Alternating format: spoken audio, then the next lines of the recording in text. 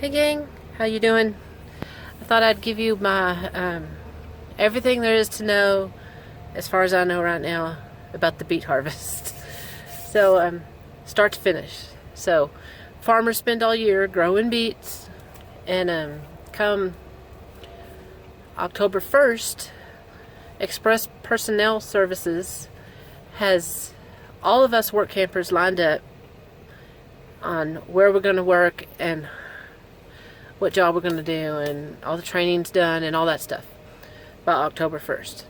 So if you want to do the beet harvest, you Google beet harvest and you'll find Express Personnel. It's usually the first or second thing that comes up in the search, or it has been every time I've done it. And I know exactly what I want to say, and then I start talking and it just all goes to pot. So anyway, Google beet harvest, apply for the job. Express Personnel Services. Al is the guy at Express that handles all the beet harvest people. So anyway, they tell you where to go and by when to be there. I had to be in Grafton by the 25th of September. So granted, today is the 4th, and we've worked 2 half days, and I did 3 days of like 2-hour training before the 1st.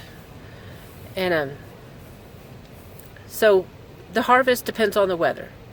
So if it's too cold, too hot, or too rainy, they don't pull the beets out of the ground.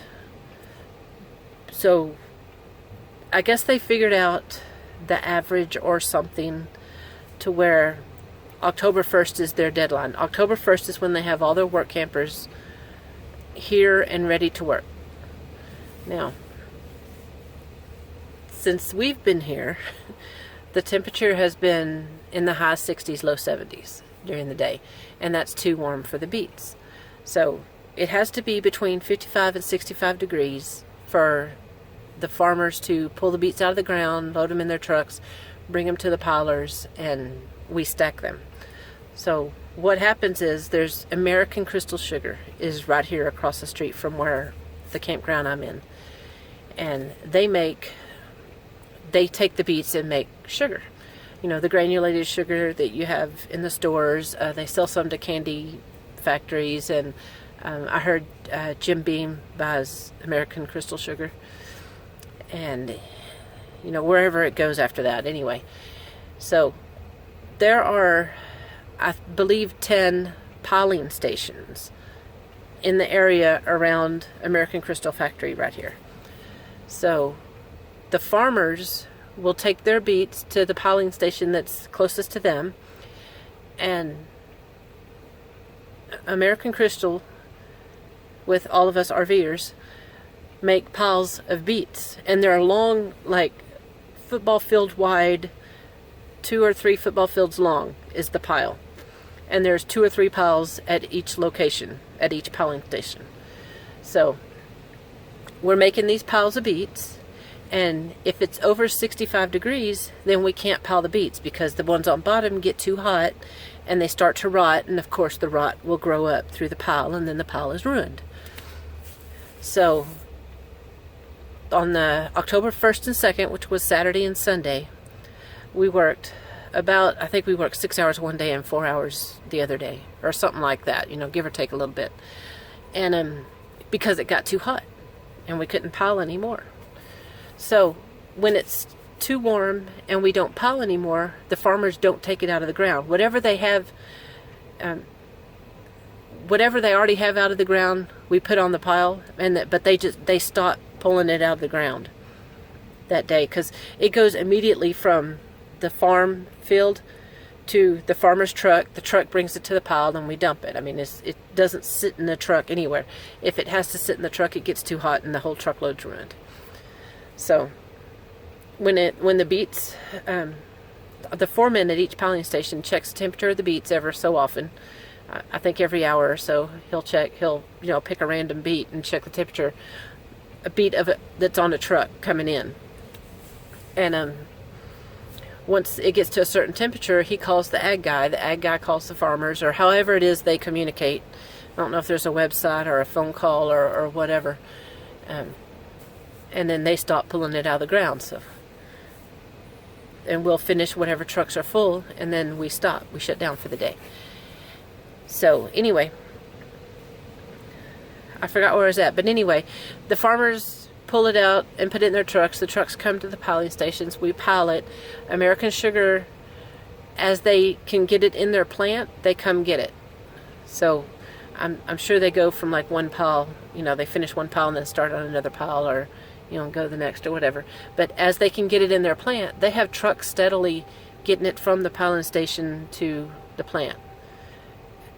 Not quite as fast as we have it bringing in this 2 or 3 weeks that we're working, but all these piles that we're making during this beet harvest, this will last the plant a whole year of making sugar, which is kind of cool. But so that's that. And I did a separate little video of how the piler works, and I'll show you that in just a minute. But there's an ag guy for each piling station, which is the agriculture guy. He's the guy that will go around to the farms that are assigned to his location, and he tests the soil and he tests the beets at the farm, you know, while it's in the ground. And if everything's good, then he gives the okay to the farmer to dig it up and truck it in. If it's not, then he's the one that tells the farmer, yours are no good, plow it under. And then the farmer has to plow it under, and they call their insurance company, and their insurance pays. So either way, the farmer gets paid, you know. I would think that they get paid more if they get to bring the beets in, but I don't know. I don't know that part. So anyway, so the ag guy does that. The foreman is under the ag guy for the piling station, and he's the one that keeps, you know, that mans each piler. And we're at Kennedy, and there's 3 pilers there. So he's the one that puts, you know, Joe here, Fred there, Sally there, you know, on whatever we're doing. And he's there all day, every day, to make sure everybody is working and to handle any injuries or whatever might come up. The foreman's there to handle it. The ag guy, he'll come and go because he visits the farms every day. Not all the farms every day, but every day he's out visiting farms. He'll come to the piling station, but once or twice a day, but the rest of his day is at the farms. Then we got the operator, piler operator, which Thomas is an operator. And that's the person that is up on top of the piler, and he's making all the conveyor belts work and you know, the lift gates when the trucks come in to dump their beets and all that stuff. Then you got 2 helpers, which are the 2 people, because there's a truck on either side of the piler. And so the helpers are the ones that guide the trucks in and tells them when to leave. There's a sample taker and a boom operator, and that's usually the same person. Now the boom is at the end, and it goes back and forth, and I'll show you that in the piler video I did. But anyway, so that's kind of it in a nutshell. If you're going to do the beet harvest, it is good money in a short period of time. It's the first time you do it is like $12.80 something an hour. So Monday through Friday, your first 8 hours is regular pay, 12 whatever. Your next 4 hours is time and a half. Saturday is time and a half, and Sunday is double time. And it's 12 hours a day, 7 days a week till it's done. Now, once we get started, we'll be going every day unless another rainstorm comes through. And if it rains, then we have to stop because they can't get the beets out of the fields because it's so muddy and, you know, blah, blah, blah, blah, blah, blah, blah, blah, blah. Anyway, so it's not hard work, but you are on your feet out in the cold for 12 hours at one time. There's no, where I'm at anyway, there's no set break time, no set lunch time. You just kind of work as a team, and as you need to run to the restroom, or if you need to go sit down for a few minutes or whatever, y'all just kind of work together. And we cover each other so that we can do that. So far I haven't had any problems, you know, as far as going to the bathroom or anything. They have porta potties out there, but they're clean. And That's it. I mean, you get here before the 1st, October 1st, and then you sit and wait and wait and wait. And you don't know. Some people didn't know where they were going or if they were days or nights until the day before they started working. Some people knew ahead of time. The people that come back that have done it before, they all get first choice. They get their shift they had last year back, the position they had last year, unless they want something different. Then they tell them they want something different. And then so what they do is express personnel. They see who all's coming back, see who all actually shows up, because people are going to say they're coming and they don't show. It happens in everything. But anyway, so they get all the people that are rehires here. Well, they do the locals first, then they do the rehires, return RVers, and then the new ones they fill the holes in with. So the people that are coming for the first time, they're the last ones to know what shift and what location they're going to be at or what they're doing. Now, I was supposed to be here September 25th in Grafton, by the Grafton yard.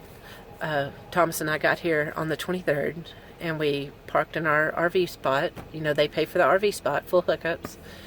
And we've sat and twiddled our thumbs and sat, because there is nothing to do out here.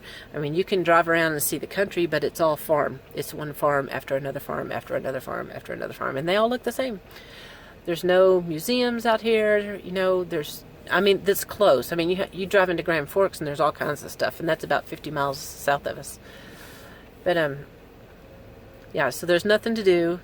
You just sit around. We've had a couple of potlucks for the RVers here in the campground, and those are fun. But everybody's here to make a dime, so you just have to go with it, because everything depends on the weather when we get started. It all depends on the weather. So anyway, there's the short of it. My 12.5 minutes so far of my beet harvest information. Now, I could be wrong about something I've said. This is just what I know as of right now. And so if you're going to do it, great, because it's not a hard job. Just be prepared to sit around when you get here, because there's nothing to do. I mean, if you read books, watch movies, whatever, make sure you have a lot. Get all your laundry done, all your groceries bought, because right here there's a little bitty grocery store, but they're only staying open till 9. The shifts are 8 to 8, so they're only staying open till 9 p.m. I'm on the day shift, so I get off at 8, and I have an hour to get to my truck, clock out, get to my truck, get back to here, which is, I'm about 15 miles from my piler, and to the grocery store, and before they close. So it's good to get all your groceries, or as much as you can, before you start working. Get all your laundry done. Layer up. Today it is a cold mofo out there. Cold. I have to have something over my ears, or I'll get sick for sure. But they give you a hard hat, safety glasses, and the yellow reflective vest thing. And if it's raining, they give you a a rain suit. Night shift got that already at my location, but we haven't. Day shift hasn't yet. So anyway, that's it. I'm out. See you later. Ciao, babies.